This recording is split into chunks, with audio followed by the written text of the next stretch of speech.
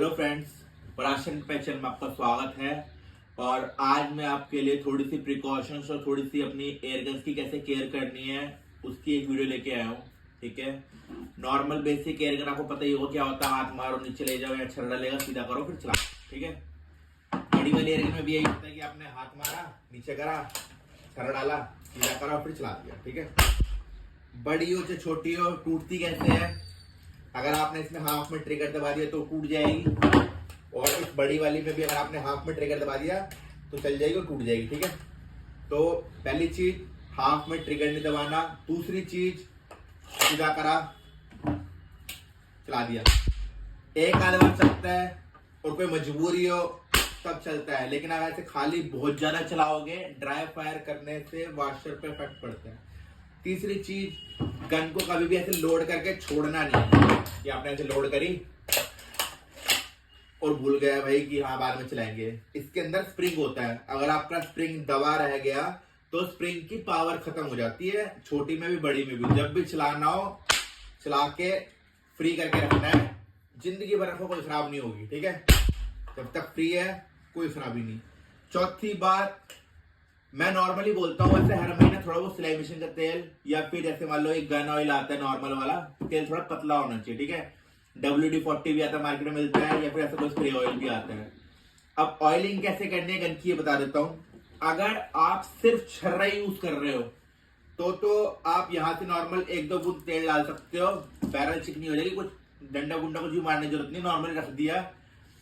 Cotton लेके या फिर कोई कपड़ा लेके उस पर तेल लगा के हल्का हल्का आपने ऐसे से कर लिया ताकि कोई जंग जुंग ना लगे। ठीक है, थोड़ा बहुत ट्रिगर टुगर में डाल दिया। लेकिन एक बात सबसे जरूरी है जो बहुत लोग गलतियां करते हैं, बड़ी वाली एयर गन के ट्रिगर में तेल कभी नहीं डालना, क्योंकि जब आप इसको हाथ मार के नीचे लेके जाते हो ना, तो ये जो इसका मेटल का पार्ट होता है वो ट्रिगर पे जाके ही अटकता है, वो ट्रिगर और उसमें आपस में कनेक्शन हो जाता है।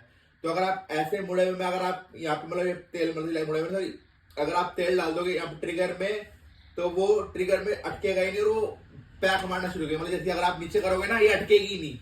ठीक है, तो कभी भी ट्रिगर में तेल नहीं डालना। या तो नॉर्मल स्प्रे ऑयल ले लो, स्प्रे ऑयल लेके अपने ऐसे मार दिया। ठीक है, ऐसे करके थोड़ा सा कपड़ा मार दिया, यहाँ पे लकड़ी पे ही मारना, तो ऐसे मार दिया। गन ऑयल भी आता है, ये WD-40 मार्केट कहीं पे मिल जाता है। कपड़े सिलने की मशीन के बंदूक का तेल भी आता है। ऊपर हल्का से कॉटन या फिर उसमें लगा के पूरा ऐसे करके रखो ताकि जंग ना लगे। बैरल में डालना, बैरल में डाल लो। अगर मान लो जैसे आप नॉर्मली छर्रा चलाया तो कोई दिक्कत नहीं है, अपना छर्रा चला रहे हो दिक्कत कोई नहीं है। लेकिन अगर आप कॉर्क चला रहे हो आगे, ठीक है, कॉर्क के बाद छर्रा फंसता ही फंसता है अगर आप क्लीनिंग नहीं करोगे। जो असली गन जिनके पास उनको नॉलेज होगी कि जब भी असली गन की गोली चलती है तो अंदर कार्बन जमा होता है, और अगर वो क्लीन नहीं करेंगे क्लीनिंग रॉड से तो फिर फंसना स्टार्ट हो जाता है, अपनी गोलियां दिक्कत देना स्टार्ट हो जाती है। तो क्लीनिंग कैसे करनी है? अगर आप कॉर्क चला रहे हो तो हाथ मारा, ऐसा करके बैरल देखो, रोशनी में कोई रोशनी ट्यूब हो उसके ऐसे करके बैरल देखो। और अगर बैरल में आपको हल्का फुल्का बुरादा कचरा दिख रहा है तो फूंक मारो तेज। ठीक है, फिर उसके बाद देखो, अगर निकल गया सही है ना तो एक बार खाली चलाओ। इसमें मजबूरी में चलाना पड़ेगा खाली, वैसे खाली नहीं चलाना, लेकिन इसमें मजबूरी में अगर आप कॉर्क चला रहे हो चलाना ही पड़ेगा।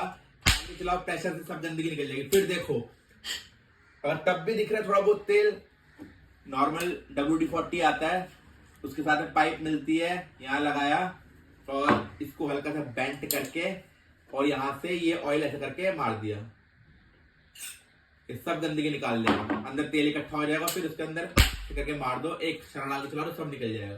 कभी भी अगर गलती से भी आपका एक छर्रा फंस गया बैरल के अंदर तो उसको दूसरा छर्रा डाल के सोचना नहीं कि छर्रा दूसरे छर्रे को मार के निकाल देगा, नहीं, फिर 10 छर्रे फंस जाएंगे। थोड़े बहुत हमारे कस्टमर आते हैं उनका ऐसे निकाल देते छर्रा वगैरह, लेकिन अगर आप छर्रे को छर्रा डालते रहोगे फंस गया। और बड़ी वाली छर्रा इतनी बड़ी ड्रिल भी नहीं आती, और छर्रे को निकालने के लिए खुद कुछ नहीं करना, या तो मैकेनिक के पास जाओ, हमसे ले गए तो हमारे पास आओ, हम ऐसे ठीक कर दें, कोई दिक्कत नहीं है। ठीक है, नॉर्मली एक डंडी मार के निकल जाता है, साइकिल की तिल्ली होती है। दूसरी चीज एक और इंपॉर्टेंट बात, कि अगर मान लो आपने इसके अंदर छर्रा फंस गया या फिर आप क्लीनिंग भी कर रहे हो तो ये नहीं करना कि आपने हाथ मार के डंडी ली, उसके कुछ लोहे वोहे का लाके गड़गड़ करने में लगे हुए हो। अगर ऐसे करोगे तो यहाँ का जो छेद है ना ये मेटल वाला, ये बड़ा हो जाएगा थोड़ा सा, और फिर छर्रा जब डालोगे आर पार चला जाया करेगा। ठीक है, तो इस ढंग से क्लीनिंग थोड़ा ये करना है। ये 4 बातों को ध्यान रखोगे, सारी बातों को ध्यान रखोगे, आपकी गन बहुत चलेगी, बहुत लंबी चलेगी, कोई दिक्कत नहीं आएगी। ठीक है, तो और अगर हम हमसे लोगे, हमारे बस की जितना होगा हम आपको ऐसे ठीक करके देंगे जितना हमारे बस की होगा। अगर रिपेयर करना है तो आपको मैकेनिक का पता बताना, सब बता देंगे। और अगर आपको कोई गन परचेज करनी है तो हमारी 2 शॉप है दिल्ली में, एक चांदनी चौक में और एक तिलक नगर में। मैं तिलक नगर वाली शॉप पे बैठा हूँ, आप शॉप पे ले सकते हो, नहीं तो मेरी वेबसाइट है www.airgunsdelhi.com, इससे भी कुछ ऑर्डर बाय कर सकते हो, कुछ भी ऑर्डर कर सकते हो। और शॉप पे आगे लेना चाहो तो शॉप पे आगे ले सकते हो। मैं ऊपर भी अपनी वेबसाइट मेंशन कर दूंगा, अपनी कमेंट्स में या फिर नीचे स्टेटस में मेंशन कर दूंगा, और आप हमारी वेबसाइट से भी कोई चीज मंगा सकते हो।